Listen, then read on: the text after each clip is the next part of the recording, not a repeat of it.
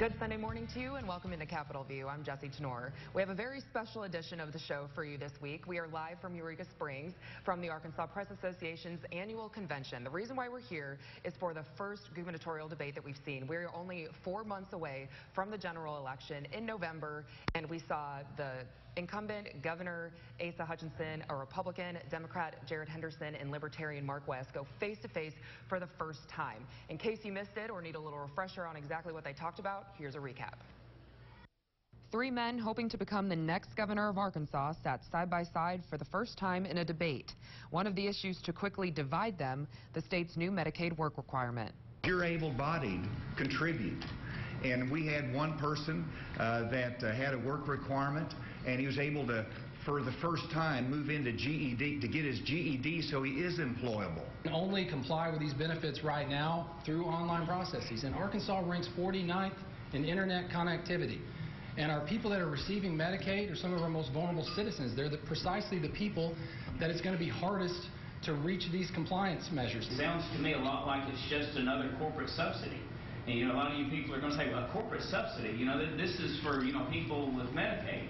Yes, but if you are working in this economy, why are you dependent on Medicaid? A topic where they found more agreement, raising teacher salaries. The governor made an announcement. I'm committed to raising that minimum teacher salary to $36,000 while I'm governor of Arkansas. His opponents went further, saying there's more to the issue than just compensation. And we must, and we can if we address some of our other problems, like our childhood poverty rate. It can free up a lot of money to invest in our educators. How about we take some of the money that we're looking and start working on infrastructure, building infrastructure, getting internet, Wi-Fi, those type of things into these small rural school districts. And their closing remarks reiterated some of their top priorities. West, control government spending. Henderson, improve education in the Delta. And Hutchinson, continue to make strides in unemployment, giving voters a lot to think about ahead of November. And joining me now to talk some of the major highlights from the debate is Stephen Bronskill with Henderson's campaign, the field director, and then Jamie Barker with Hutchinson's campaign, the communications director for the campaign. Thanks for joining us, guys. Thanks for having us. Thank you for having me. I think one of the big talking points today, just because the governor did make an announcement, is increasing teacher salaries. And Henderson, actually on the question before when you were talking about taxes, he essentially said kind of the same plan when you break it down. So they obviously agree that it's important to give our teachers more money on a year-to-year basis. But I think maybe where you could differ is how to do that. So since the governor announced it, Jamie, let's start with you. How will he do this? Well, I think you first have to look at what the governor's done. So the governor has obviously promised two things when he ran the first time. He promised to focus on education, specifically with the computer coding initiative, but education in a broader sense. And then also he promised to deliver tax cuts. He delivered tax cuts twice. We passed the two largest income tax cuts in the state's history, and he's now proposed a third tax cut in his second term, which will be the largest tax cut, again, in state history. But also during that time, we've raised teacher pay two separate times by somewhere around 12% total. And so going forward, the governor wants to continue to show that we value education while also being able to cut taxes, which is a big distinction here. And so the governor did announce today that he, with the support of the legislature, will plan to support a total of, I think it'll be 23% if you look at the beginning of his first term to the end of his second, but an additional 13% increase in teacher pay going forward. We'll also be doing that while passing, hopefully, a proposed $180 million tax cut, which Mr. Henderson said, unfortunately, he won't support because we need to invest in things like teacher pay. Well, the governor says, with responsible government, by finding efficiencies in government and improving our economy, we can achieve things like that $180 million tax cut, as well as giving teachers a much-needed raise. So, Henderson was saying, kind of coincidentally, that he would like to see that $5,000 bump, which is essentially the same thing. But no, he's against that. But the tax, moving that around. But what's his kind of main idea to go about this? I know they didn't really get into that very much. Sure. Well, as a former Arkansas educator, I am glad that Jared's vision of making Arkansas the best state in the nation to be a public school teacher has pressured Governor Hutchinson into committing to raise teacher salaries. I'd say that's where we start. But there is so much more that we can do to help our schools, our students, and our teachers. No one becomes a teacher because they're in it for the money. They're in it because they love kids and they care about our communities. We do need to make sure, certainly, that it is a sustainable profession, that folks have the resources and support they need. There's also so much more that we can do to restore respect to the teaching profession. We can eliminate regulatory paperwork. We can eliminate things like testing and extra evaluations that bog down teachers' time and energy when they could be putting that in building relationships with students. So Jared is someone who has been in classrooms and communities. I work with students and teachers across the state. We're excited that we have someone running for governor who sees us, who hears us, and understands us in making sure that we make Arkansas a place where every student has the opportunity to succeed, as same as anyone in America. Steve and Jamie, we're going to continue our conversation in just a second. Got to go to a quick break, but coming back, we will talk about in some of the main issues where the two candidates actually differed. You're watching Capitol View on Sunday morning. Need a new mattress? Homestyle Furniture's summer mattress sale is on right now with unbeatable prices. During our Independence Day sale, you'll find the greatest deals on your new mattress. Text FREE to 99605 now to enter to win a free queen mattress on the 4th of July from Homestyle Furniture. It's the Jeep Celebration event. Hurry in to celebrate the reimagined 2019 Jeep Cherokee. Wherever your imagination takes you, the Jeep Cherokee was made to get you there with state-of-the-art technology and impressive fuel economy. Hurry in now and for a limited time get an additional $500 bonus cash on select 2018 models at the Jeep Celebration event. Right now, finance and get $5,000 total cash allowance on the 2018 Jeep Cherokee. Injured in a car wreck? Call Morris Sport. Don't go in alone. We can help. Or get 24-hour service at morrisport.com. And if you can't come to us, remember, we can come to you. What are you waiting for? Call now. We'll work hard to get you the money that you deserve. Injured in a car wreck in the Little Rock area? You know what to do. Call me now, 376-9000, or go to morrisport.com. One call, that's all.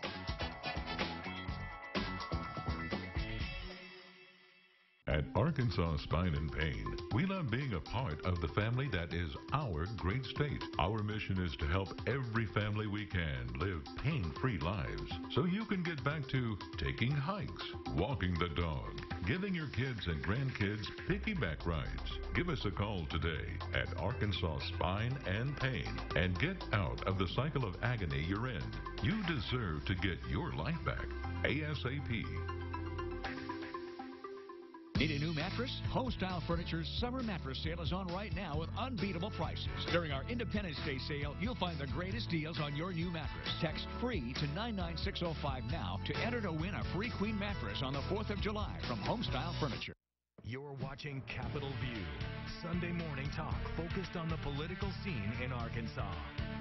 Welcome back to Capitol View, our special on-the-road edition from Eureka Springs. Wanted to make sure to touch base on this. A Kentucky judge actually struck down that state's Medicaid work requirement. Arkansas was actually the first to implement it. In talking with some health policy experts, I'm told that it doesn't necessarily affect Arkansas directly, but it does set a precedent for what somebody could ask for here. And I wanted to bring back in Jamie Barker and Stephen Bronskill. The work requirement was one of the main things in the debate brought up, where you saw Hutchinson and Henderson really split on it. Henderson called it bad policy. Moving forward, what would he like to see done instead? Sure. Well, Arkansas Works is a program that helps hundreds of thousands of Arkansans have access to affordable health care. As governor, Jared is going to work hard to make sure we bring down the cost of health care for working families, also make sure that we're supporting our rural hospitals, and making sure that folks who are trying to start a small business, trying to go back to college, and trying to have an opportunity to achieve the American dream, make sure they have a safety net underneath them. Governor Hutchinson's work requirements make that harder. They make it so that in the state with the 49th in the country in access to internet, hard to report, even folks who are working and want to report for Arkansas Works, that they are part of the work requirement, they don't have access to a computer to do so. So what I think we need to be doing, and what Jared's vision is to be expanding access to health care and making it more affordable for working families. And then do you think moving forward that people who have been critical of the work requirement, will that affect November at all? I don't think so. I think Arkansas understands that, while we are a compassionate state, we have understanding that people fall on hard times and that people sometimes, need a hand up. And that's what this is intended to be, that they should also be contributing. And so when we're talking about the work requirement, we are talking about a very specific population of people who are able-bodied, who are, a reasonable age, and who don't have dependent children at home. And so, those people who are trying to, better themselves, who are trying to get a GED or a high school education or a college education to improve their stance and their ability to further themselves in the workforce, those people are the ones we're looking to target, and we want to say to them, here's a way that you can safely transition back into the workforce, that you can improve your stance, improve your place in Arkansas, but also we expect you to be doing one of three things. It's not just a work requirement, because obviously sometimes that's not always the easiest thing to get right away. So while you're searching for work, you can also be receiving workforce training, and that will qualify, or you can be volunteering in your community and turning those hours in as a way to meet the work requirement. And so this is a very reasonable requirement for people to do who are able to do it. That's the only thing we're asking is of people who are able to do it, are doing this while they receive a hand up and hopefully better themselves, further themselves in the workforce, and improve their place in Arkansas. The topic that will be huge going into November, since voters can take it up, is Issue 1, tort reform. That was actually the first question, too, in the debate, which I think is pretty telling. We're not sure yet if Henderson and Hutchinson are conflicted here, because Hutchinson hasn't been able to say which way he will lean. I wanted to start with you first, then, since Henderson did say that he was staunchly opposed to it. Is the reason why Hutchinson hasn't come out and said anything about it yet isn't just because of the wording that he's not happy with, but is there also some political pressure there for him, too? No, I think the governor is taking an approach to tort reform that he takes to a lot of things, which is, he has a long history as an attorney, as an experienced prosecutor, as someone on, each side of the courtroom, and a broad understanding of how that works. He's always been a supporter of tort reform. As he said today, he supports reasonable damages and caps also. And so while supporting tort reform, he had certain issues that, maybe there were parts of the language in the specific tort reform proposal on Issue 1 that we have. And so because of that, he's still studying, where exactly he's going to fall on that. Because, again, he's a supporter of tort reform, but this is a specific proposal, and you want to understand the full implication of that proposal before you actually come down with an opinion. But as he said, he will have an opinion sometime before the election and an answer for the people of Arkansas. Since we heard Henderson's comments on tort reform, let's talk on some hypotheticals. Say tort reform passes and say Henderson becomes governor. Sure. How would he handle that? Well, I think Jared shared his vision today about how he wants to make sure that every Arkansan has access to the judicial system.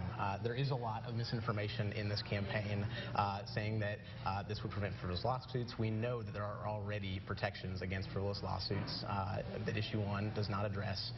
We also know that this puts a price on life. If we had a child who was experiencing a situation like this, if we had a relative who was in a nursing home, we want to make sure that every Arkansan does have access to their judicial rights.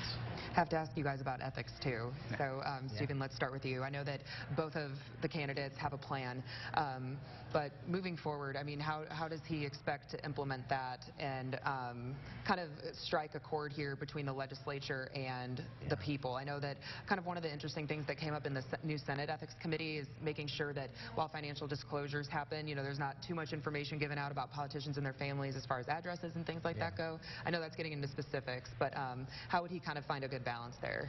I think Arkansans should expect more from their state government. Both Republicans and Democrats in the state capitol have shown over the last few years that major change is necessary. And even in the absence of leadership from Governor Hutchinson, Jared has proposed a 7-point plan to ensure that we are operating with ethics in kind with the goodness and the decency of the Arkansan people. Jared is somebody who is a political outsider. It's the first time he has run for office. He's a community leader. He's run a statewide nonprofit, works for Fortune 500 companies. He understands how to create a culture of ethics and responsibility to make sure that we're not spending our time talking about political scandals. We're investing in education. We're ensuring that Arkansas is the best place to teach and learn in America. We're expanding access to health care, and we're working to end the cycle of intergenerational poverty in our state that holds so many people back. Now, to be fair, the governor did put out a couple things that he would like to see moving forward as far as ethics reform goes. But do you think if the people do feel like their voices can't be heard, that they do have this kind of distrust of government now, especially when we do have somebody like Senator Jeremy Hutchinson, the governor's nephew, involved in all this? He hasn't been charged. But just when people look at that, do you think moving forward that they'll take a look at that harder in November? I do. I think that's a very important issue, regardless of whether you're Republican or Democrat. And so if you look at some of the things that the governor has supported already, we've reformed the way we handle legislative GIF That was what created a lot of this problem up in the Northwest Arkansas area with the college up there. You know, he's also supported PAC cloning, which is a big problem we have with people who, you know, skirt ethics laws and skirt campaign finance laws by creating, you know, 20-some-odd PACs in their own one name and support them with only their money. And so we should take a look at reforming that. But the governor's big point here, and I think is the big point that Arkansas is going to understand, is this is more about who we elect and a lot less about what the laws are. The last ethics law that was passed in the state of Arkansas was passed by Senator John Woods, who's, if not already in prison, headed there. And so, you know, this is a lot about who we elect, and we need to take a careful look. And someone who has governed ethically, someone who has served as long as Governor Hutchinson has and has led the state as well as he has, you know, deserves to be sent for a second term. And I think that Arkansas will do that in November. Jamie, Stephen, we covered a lot of ground here today in Eureka Springs. We really appreciate both of you being on the show. Thank you. And stay with us. We are back to hear from Libertarian candidate Mark West after this break. You're watching Capitol View on Sunday morning. Ranked among the nation's best value cities for travel and most travel-worthy state capitals, Little Rock is known for its southern charm and hospitality. With a variety of amazing attractions and museums, wonderful restaurants and shops, and a thriving artisanal food and craft beverage scene, Little Rock is a great city to visit and explore. Request a vacation planning kit at littlerock.com and see why we say getaways are better with a southern accent. Townley Pool and Spa is the best of the best when it comes to professional water care. Our experts will help you make every day better. We carry BioGuard chemicals offering the true blue promise. Less maintenance, more time with what matters most. Townley also carries Hot Spring Spa, the #1 selling hot tub in the world. Hot Spring features the Moto Massage and the Ace saltwater system. Sit back, relax, and say, ah, Townley. Hi, this is Danny Hill, the Fill Right Autoplex in Russellville, and we've got the best prices in Arkansas going on right now. Like the 2018 GMC Terrain, $7,500 off. Or even check out the 2018 GMC Acadia with up to $8,500 off. Or the best savings yet, $16,000 off this 2018 GMC Sierra SLT. That's right, you heard me, up to $16,000 off. So come check us out at Fill Right Autoplex, exit 84, just off 540, Russellville. Severe storms are increasing every year, and Arkansas is no exception. Damage to your roof goes unnoticed. Don't wait until you have a leak. Call Benson Restoration for your free inspection. Here at Benson, we're experts at working with the insurance company, so you don't have to. Call 877-GO-BENSON. Hi, I'm Missy Gibson. At John Gibson Auto Sales, we offer our customers the opportunity to buy almost any vehicle. We have over 900 cars, trucks, SUVs, motorcycles, ATVs, campers, performance trailers, and boats. We will finance your purchase in-house regardless of your credit history. You can actually make your purchase from home or on the go. Simply go online to johngibsonautosales.com and take a virtual tour of our inventory. We call it shopping made easy. See you soon at John Gibson Auto Sales, in person or online. You're watching Capitol View, Sunday morning talk focused on the political scene in Arkansas. Welcome back to Capitol View from Eureka Springs, our special on-the-road edition. We've gotten Governor Hutchinson and Jared Henderson on our show before, but who we haven't heard from yet in the gubernatorial candidate race is, of course, Libertarian Mark West. So, Mark, we wanted to bring you on the show. Thanks for joining us. Thank you. I appreciate the opportunity. Yeah, thanks for joining us. And so I know we covered a lot of ground today. One thing, though, that I noticed that didn't come up, and we kind of heard an update earlier, was about medical marijuana. The commission over it is going to release some more information about dispensaries on Monday. I know this has kind of been a hot-button issue. As governor, would you intervene at this point, or do you think something else needs to happen in this process? Well, I think we need to find a way to get this process going. I mean, it's voters voted on this in 2016. It's well past time for it to happen. This was the fear that a lot of us had with the item that did get passed in 2016, was that you would wind up with a lot of government, a lot of bureaucracy, and it would all get caught in the weeds. You know, in my campaign, though, I actually favor just legalizing it altogether and decriminalizing it and just making the process that much simpler, just getting government all the way completely out of the way as far as people being able to have access, especially those that need it for medicine. I mean, it is, for me, it's immoral for a government to stand between somebody and their medicine, and that's really what's happening with this process right now, especially the way that the commission has kind of gummed up the works and is continuing to drag its feet on making this product available. Let me throw two options at you. We'll know in about a week kind of how the commission is going to decide on cultivation facilities. Will they award them immediately, those top 5 scores that they've already announced, or will they go back and rescore? What do you think they should do? I know that you said patients should get it as soon as possible, but what do you think's best? Well, since they are going to use the scoring system, I think they should use the scores they already have. That way we get the process going. I mean, it's taken long enough. There are people that I hear from every day that are desperate for this. They don't want to wind up on opioids because everybody is terrified of opioids. I mean, we see what's happening in our country and in our state with the opioid epidemic, and there are a lot of people that they don't want that to be their only option. So they need it quick, so we need to get there as quick as we can. If that means taking the scoring that we already have in place, then that's what we need to do so we can get there. Let's go into the debate a little bit. So one of the things that you kind of had a laser focus on was the savings committee that you would like to form if elected governor. But that sounds a lot like the tax reform and relief task force that the legislature has been kind of hashing out, getting some proposals ready for the governors. How would yours be different? Well, the big difference between mine is going to emphasize spending. The one that they have now is trying to have a system where we're always passing these revenue neutral taxes. What I want to see is a system where we're looking specifically at spending, and we're trying to find ways to cut spending. We're trying to find ways to streamline government because we do have a lot of redundancy. We do have overlap, and that's what this committee is going to be doing, is finding that, eliminating that.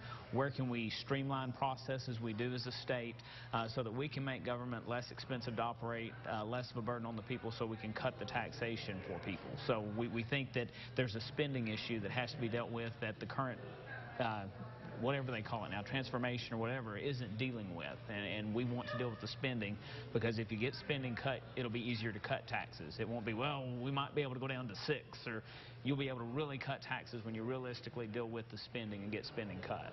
On the campaign trail, have you focused on one spending issue that's been pretty glaring to you, where you were like, I have to tackle this? The big issue for me is the way our departments work. I think that a lot of their duties overlap.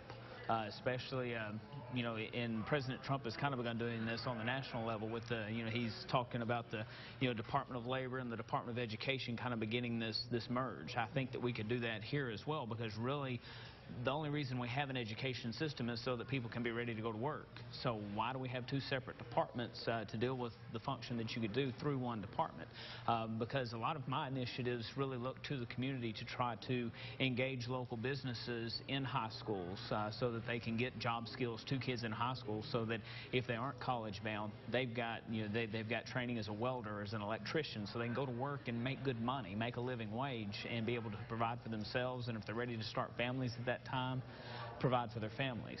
So that would be one of the big ones, is trying to cut down the departments that we have and merging where we can. And like we were talking about, this was kind of more of a discussion than a debate, and one of the things that all 3 of you agreed on was obviously helping out our teachers more. Of course, you all agree they need to be paid more, but you were saying, hey, let's go a step further and let's look at some of these rural school districts, the infrastructure, the internet access. How would you go about making that happen for rural school districts, since we haven't been able to see that yet?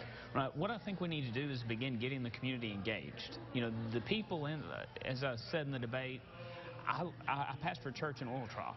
They've seen firsthand what happens when you don't have the education opportunities in that community. Kids and families leave the community. And some of these communities are fighting to keep people. So let's go to these communities and let's begin engaging them. These businesses in those communities, charitable people in those communities. Let's get this done. I mean, there's enough money in these communities to get the infrastructure in place to get internet into these communities. So I want it to be a community effort in every community in Arkansas. They want kids there. They want to see the economy grow where they are. They don't want their kids to get out of high school and go somewhere else. They would like them to be able to put back into the community if they can. So it's going to be getting, again, the community businesses, charitable people in communities, churches, get everybody involved in bringing that infrastructure to the communities. And then once it's there, we begin working with our teachers and finding the ones that are willing and able and want to do online type classes, to do these interactive classes in these rural communities. That way you can have these educational opportunities in rural areas that you don't have now. And I think if we go and we sell this to the communities, they'll buy it and they'll do anything they can to make it happen. You also brought up brought up oil trough too when you were talking about highways and improving the highway system. You were saying, I'm a libertarian. I have to drive these roads myself. You see them. Something the state hasn't been able to figure out yet is a plan to fund highways. One of the things that the tax task force was considering is the cigarette tax, but that doesn't sound like something you'd be willing to support. So how do we move forward? How do we fund our state's highways? Well, one of the things we're going to have to do is find a way, and this is where you have to engage the public. You have to engage people in the business community. I mean, Domino's is paving roads now. I mean, get involved with the business community. You don't have to hit people on the bottom with a new tax to make this happen, because a lot of those people that you're going to hit with the tax aren't out driving on the highways. I mean, there are people that are raised in the Delta that stay in the Delta, never come out of the Delta. So why should they pay for a tax for highways they're never going to drive on? So we need to find a way to get these businesses that are going to have the biggest benefit from this and get them to begin buying in. If they want these highways, they need to buy in. They shouldn't do it on the backs of taxpayers on the bottom who typically aren't using those highways. Really quick before we go, getting into some of the politics of this campaign, Yes, we saw Henderson's opponent, Letitia Sanders, actually endorse you over him after the primaries. How has your campaign changed after that? Well, it hasn't really changed. What we've had with that is this influx of people that understand where Leticia and I agree. We agree that people matter. That we have to treat every person like they matter. She understands that my goal is to help all these counties, all these rural areas, the Delta areas, help them come up, that's what I want to see happen. She also understands that one of my driving goals is to see legal cannabis, and that was a big issue for her, was legal cannabis.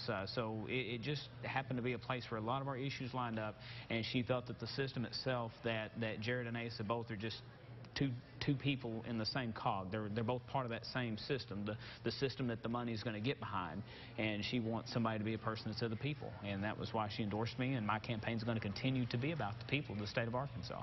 Okay, and hey, we'll see how that pans out come November. It's approaching pretty quickly, isn't it? Yes, it is. All right, Mark, thank you so much for joining us. Thank you. Appreciate it. And stay with us. We'll be back to wrap it all up after this. You're watching Capitol View on Sunday morning.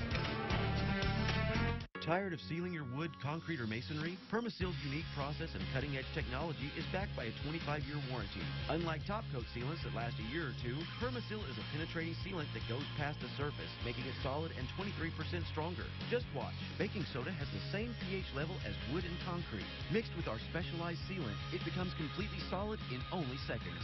Environmentally safe products, done on time and on budget. Free estimates with no obligation. Call Permaseal today and get 25% off.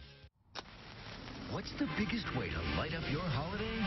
It's Macy's 4th of July Fireworks Spectacular. There is something special in the air tonight.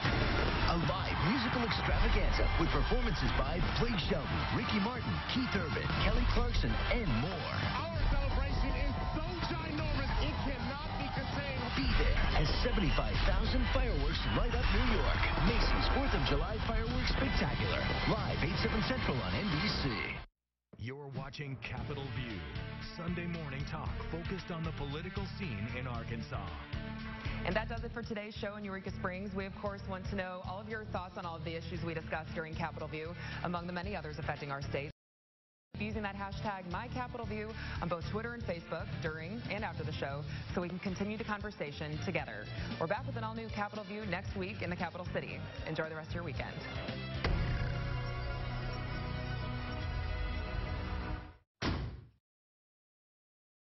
Back in my day.